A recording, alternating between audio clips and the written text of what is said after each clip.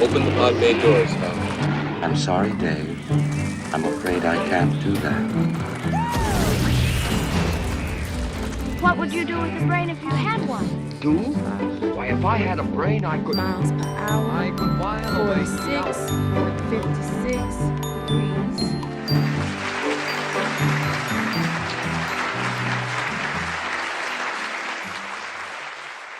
Thanks very much, Eve.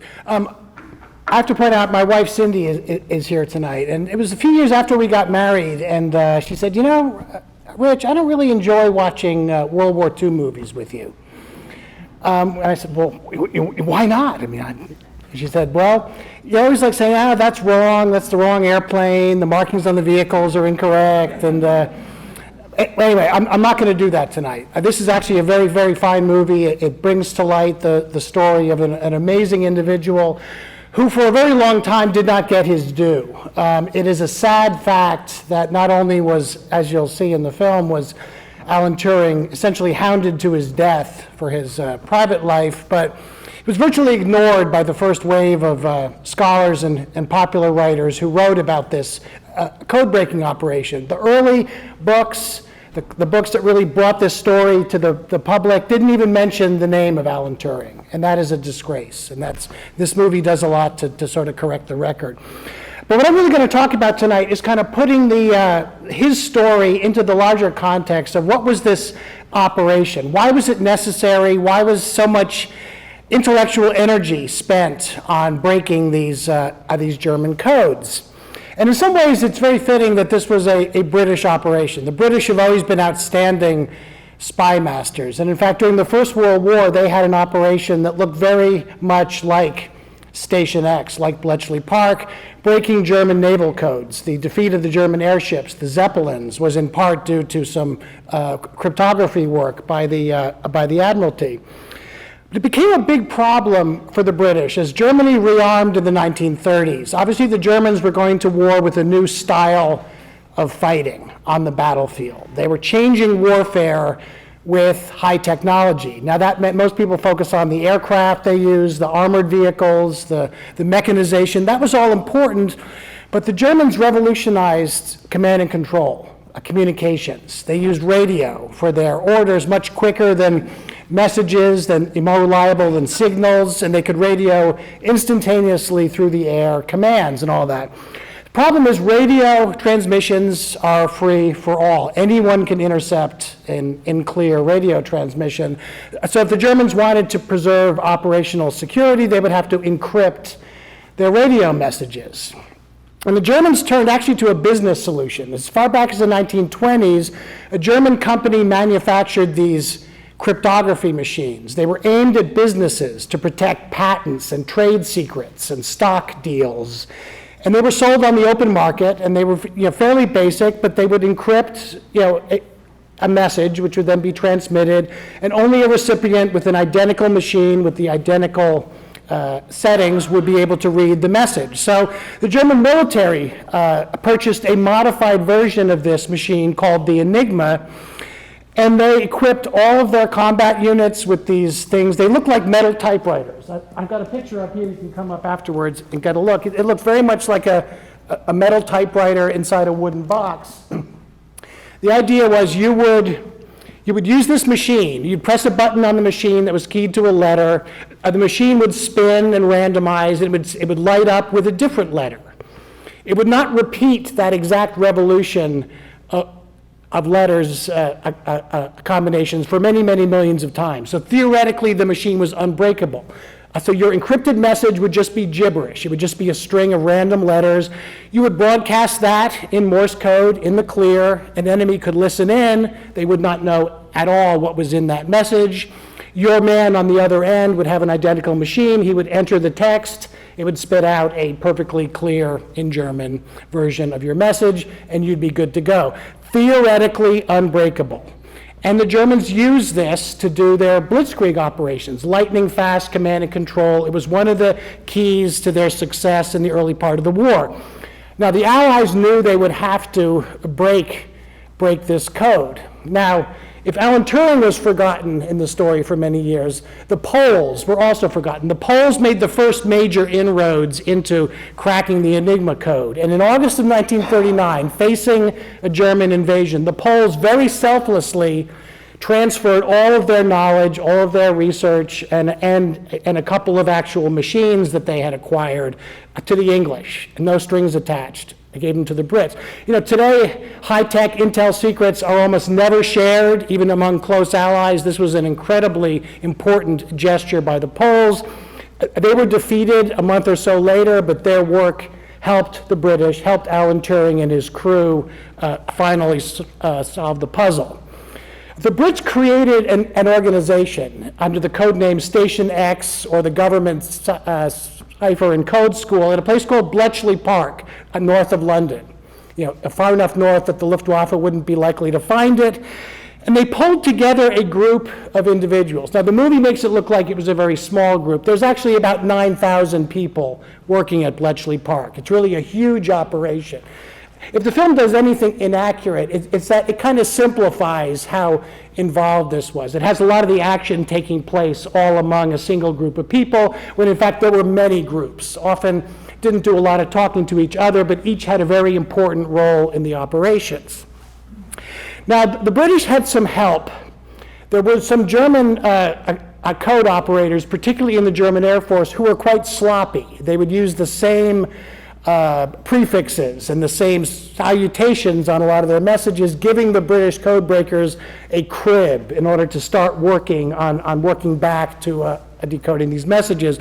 But the real breakthrough took place in what was called Hut 6. This was where the British leadership concentrated a group of eccentric mathematicians, classicists, people good with crossword puzzles, people who had an aptitude for puzzle solving, the most famous of which, but by no means the only contributor to this, was of course Alan Turing, who is the subject of the movie.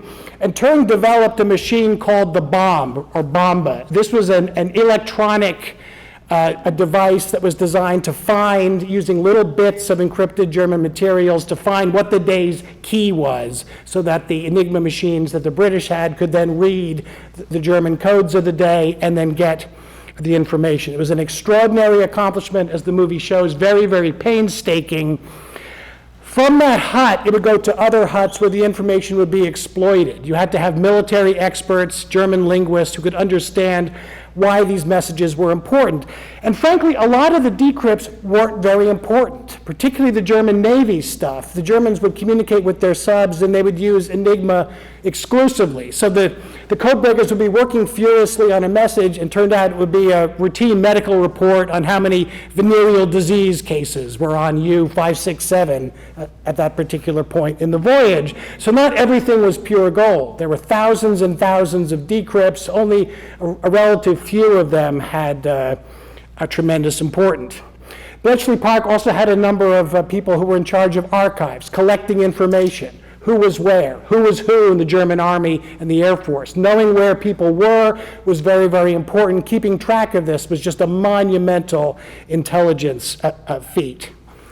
Now, how was this used? Well, it would give you warning if the enemy was planning an offensive. In many cases, the Germans' offensive plans would be frustrated because the Allies got the secret details of the operation before it happened and could warn the forces on the ground. Generally, they wouldn't tell the commanders where they got the information. They just said, expect an attack at this particular point. The information was also used to piece together the enemy order of battle, which German units were where. This was how we knew for the invasion of Normandy that the deception operation had succeeded. The Germans didn't know that Normandy was going to be the target. It was not as heavily defended as were other places. It often gave us the first tip-off of enemy technological developments. The first information on the German secret weapons, the V weapons, was obtained through Ultra in part. It would talk about enemy logistics. If the Germans were short on fuel, you knew that our bombing raids were having the desired effect because ultra information would give the information that this was a problem. It would also give information on the enemy political situation, the effects of the plot to kill Adolf Hitler. A lot of that was transmitted over the the Enigma frequencies, and the Brits learned about the chaos inside Germany after the plot to kill Hitler. Now, various examples of how this was used. Now, a lot of the accounts would say that, well, the British were reading the Germans' mail all through the war. In point of fact, for many periods of the war, they knew almost nothing, or they were breaking very tiny percentages of the German message traffic. So it was a long, hard process to get anything like reliable information. During the Battle of Britain, very frequently the information arrived late, the targets were bombed, and the British couldn't really do anything about them. During the Battle of France, the German troops were moving so fast on the ground that even having the ultra information, by the time the Brits had it in the hands of the commanders, they very often found that the information had gone stale and was no longer valid. It played a great role in the campaign against Rommel in North Africa. Field Marshal Rommel was waging a campaign against the British in the deserts of Libya, and he was always short of supplies. And Rommel would constantly radio back to Berlin or Rome and say, when are my supply ships going to arrive? I need those oil tankers to fuel my tanks. And inevitably, the British would be intercepting these transmissions, and they would make sure that Rommel's supply convoys never got through. Now, you might think that the Germans would smell a rat. Every time the convoy sailed, it got attacked either by air or by sea or by submarine, and the ships would be sunk. Well, Rommel believed that the Italian high command was full of traitors, and they were betraying the information to the Allies. The Allies were perfectly happy to let Rommel believe that. Just in case the Germans were onto them, the British would always arrange that after they got an intelligence report from Ultra that a convoy was sailing, they would always make sure that a British reconnaissance plane would fly over the convoy, make sure the Germans saw it, so the Germans would say, okay, they spotted this convoy, but they did it from the air. Now, probably the place in the war that Ultra intelligence was the most important was in the Battle of the Atlantic, the war against the submarines. Now, Britain is an island nation, and the Germans were trying to blockade Britain with their U-boats. And for about the first a few years of the war, the German U-boats took a terrible toll of British merchant shipping, British convoys, then later American convoys once the United States got in the war. In fact, after the United States got in the war, the German U-boats had it so easy off the east coast of the United States, the crews called it the happy time. They were torpedoing ships 20 miles off the Jersey coast. And Britain was really pushed to the limit by this campaign against the shipping. The British were losing ships faster than the shipyards could manufacture them. It was a mathematical fact that Britain would be starved out if the Germans succeeded. Now, Bletchley Park, Turing and his gang knew this was their biggest challenge because the U-boats, because they're at sea, the only way they can communicate with their higher headquarters is by radio. Therefore, they're using Ultra, or rather the Enigma machine, almost exclusively. And the German Navy was really super careful about its cryptographic security. They didn't make a lot of rookie mistakes, and sometimes they would do things like add another rotor to the Enigma machine, adding millions and millions more potential permutations. So breaking the German naval code was really the toughest challenge. And when the British managed to do this, they're able to find out where the U-boat picket lines are, where the wolf packs were assembling, and route their convoys away from the danger. They were also able to make sure that when the Germans did attack, they were attacking very well-defended convoys. Now, the Battle of the Atlantic is bloody. There wasn't any one battle that decided it, but it was a progressive turning of the tide. And this intelligence information brought to us by a small group of misunderstood geniuses at Bletchley Park really was one of those cases where individuals made a huge difference. Now, there were times when the Germans thought it might be possible that the British are reading our codes. But they would always start with the assumption that Enigma was unbreakable, and then they would scrub and rearrange their lower level codes, some of which we never managed to break into. But the code that they thought was the most secure was the one that was being read with some interruptions for the latter half of the war. Now, there were other places in the campaign where the intelligence was not as valuable and is not successfully used. It was used very well in the Battle of Normandy, as I mentioned, but there were times later in the war when Allied commanders became too, almost say, addicted to ultra-intelligence. If it wasn't ultra-intelligence, it wasn't believed. So the lead up to the Battle of the Bulge in December of 1944, the German surprise offensive in the Ardennes, which really caught the Americans by surprise, caught them flat-footed, in fact. The Germans had retreated back into Germany, and most of their communications were not via radio. Most of them were via landline or by couriers. They were being very, very careful. So there wasn't a lot of hard intelligence from these radio intercepts that indicated an offensive was in progress. Now, there were signs, there were indicators from deserters said that an offensive was building.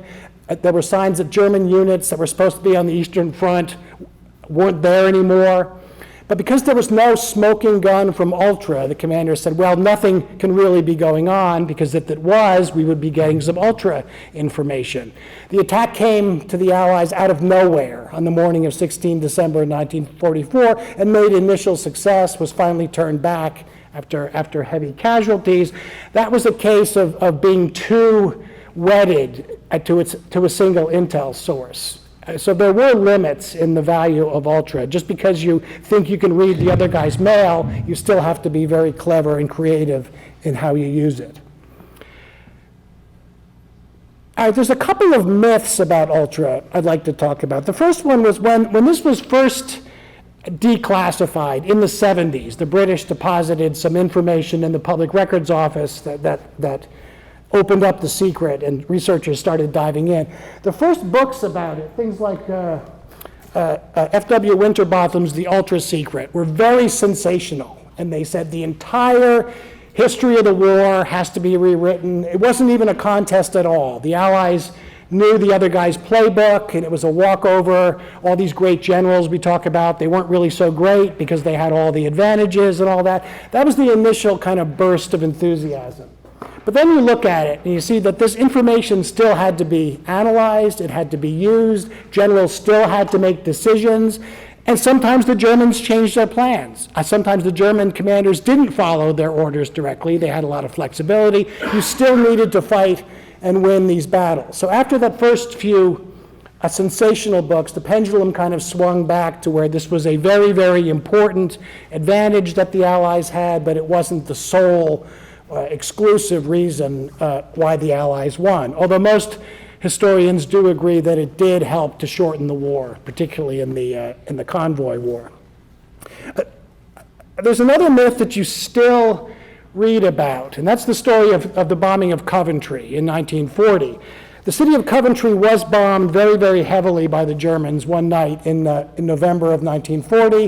Its beautiful old cathedral was burned out. It was still it's been left as a shell today. And the story started in the 70s that Winston Churchill knew that Coventry was going to be bombed that night, knew all about it. And in order to keep the secret, Churchill did nothing and allowed Coventry to be bombed and the residents of Coventry to be sacrificed in order to keep this powerful secret. It is a great story. It's a powerful tale, which is why it's repeated so many times. The only trouble is it isn't true. There is no story there. The British had intelligence that the Germans were probably going to launch a raid that night. They did not know the target. That kind of information was not readily available at that time. And even if they had known, at that stage in the war, there wasn't anything the British could do to stop a major night attack. There were some questions, well, why didn't they just evacuate the city? The British never even evacuated London when London was bombed night after night. So that story, although very compelling, is simply not true. are just some conclusions from this story, and I think this movie brings it out very, very well. The Second World War was a contest of battles and aircraft and tanks, but it was also a contest of talent, sort of human capital management.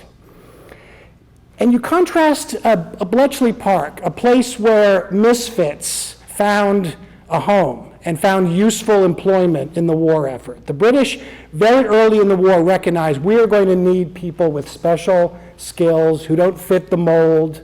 We're not going to draft them. We're going to bring them into this special group and give them the resources to work on this special problem. You contrast that with Germany. In Germany, the first thing they did when the war broke out was they drafted all their engineers and their scientists and their chemists. And these guys, when the Germans realized that this is a high-tech war and they need these guys, they'll look around, where are they? They're carrying iron in the infantry on the Russian front. They had to cull through the ranks and bring these folks back and put them to work in their research establishment. It's not that Britain had more geniuses than the Germans. They simply used their people more effectively. And in a broad sense, the Allies, I think, were simply better at managing their human capital. And then this is also a story about diversity, the fact that Turing was recognized for his gifts. It is a sad fact, though, that after the war, when his work was no longer so critical, he was literally hounded to his death because of his homosexuality and his secret life, which was illegal at the time. Very recently, the British government has apologized, has pardoned him. There's a recognition that this was shameful treatment, but that was, of course, he's no longer here to appreciate that. And finally, I think the most remarkable thing about Bletchley Park, I mentioned that there were thousands of people involved in this operation. There were thousands more out in the field who knew about it because they were handling the information and getting it into the hands of the people who needed to use it. Not one of them ever spilled the beans. No one went to the press. No one wrote a sensational article for a newspaper. No one wrote a letter to the editor.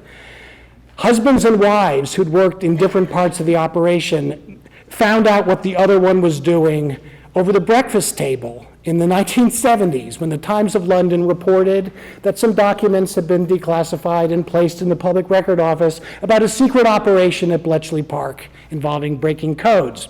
Honey, was that what you were doing? Yes, dear, that's what I was doing during the war. Thank you very much. Enjoy the movie. One other thing, this movie jump-started the restoration of the Bletchley Park site. The site had fallen into great disrepair in recent years. There was a team of volunteers working on restoring parts of it. This movie gave it an injection of publicity. It's been redeveloped. It's quite a nice historical site and a museum, and you can get Bletchley Park swag, little postcards in the shape of the decoding machine rotors and everything, so it's really a fascinating thing.